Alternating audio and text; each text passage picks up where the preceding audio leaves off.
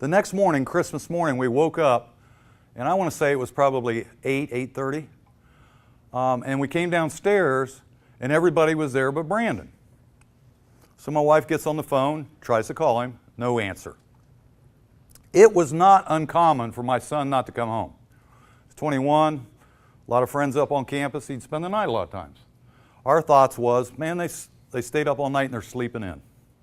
You know, I didn't say anything at the time, but I was ticked. Christmas morning, I think you need to be home with your family. That's my beliefs. But so my wife continued to try to make some calls, still no answer. So we decided to open the presents. I call it the shredding. It lasts, what, all of a minute? You know, my wife spends a month putting these folds in that tape and it just poof. But anyways, as soon as we finished, the phone rang. And it was Josh's mom, Kim, saying, hey, have you heard from the boys? I can't get a hold of Josh. We told her the same thing. We can't get a hold of Brandon. They're probably sleeping in. When we hear something, we'll let you know. So it was getting close to 10 o'clock when my wife suggested that we all get dressed because our families meet over at my wife's mother's house for this wonderful meal. So my wife and my sons went upstairs to get dressed. I stayed downstairs, picked up all the trash, and I got me a good cup of coffee and kind of sat down and just enjoyed the peace of the moment at the time. When my wife yelled down the stairway, Bob, there's police officers in front of our house.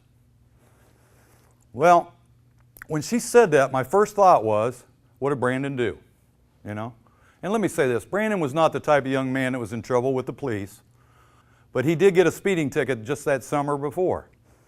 So I get up and I'm walking down the foyer, my stairway's kind of open, and when I got about halfway, my wife was coming down, and she looked at me and she said, Bob, there's a lot of police officers out there. And I just didn't know what to think. I'm thinking, man, he's done something bad, you know? And just then there was a knock on the door. I opened the door and there was 5 police officers standing at my front door. 3 of the police officers kind of standing in the back were from Grove City. I mean, I didn't know them personally, but you live in a community, you know what their uniforms look like. But there was 2 police officers standing up front that had suits on, trench coats. In fact, I would have not known they were police officers, but they had one of these chains around their neck with a badge hanging here. So when I opened the door, the one standing up front said, excuse me, are you Robert Kent? I said, yes, I am, sir. He said, Mr. Kent, we need to speak with you. So I opened the door and all 5 of these police officers came in. I shut the door and I kind of took a step back. The stairway was here. My wife was about 3 or 4 steps up. 2 of my sons were higher than her. And this officer that had asked me my name looked at me and said, Mr. Kent, do you have a son named Brandon Kent? I said, yes, I do, sir. And he kind of looked away for a moment. And then he looked back, and that's when he told us. He said, Mr. Kent, I'm sorry to inform you, your son was killed this morning on 71 North by a drunk driver going the wrong way. Immediately, my wife collapsed. There was just so much sorrow, so much heartache. I don't know if you've heard of people saying that when they get tragic news like that, it almost doesn't seem real. That's true. Even to this day, when I think back on that moment, it's like a fog, you know? I'm trying to console my wife. My sons are doing the same thing. I don't know how long we were like that. But those 5 police officers stood there quietly and didn't say a word. I was finally able to get my wife to sit up on the stairs, and she's sobbing and crying. And I looked at this officer that told me my son had been killed, and I said, sir, I want to see my son.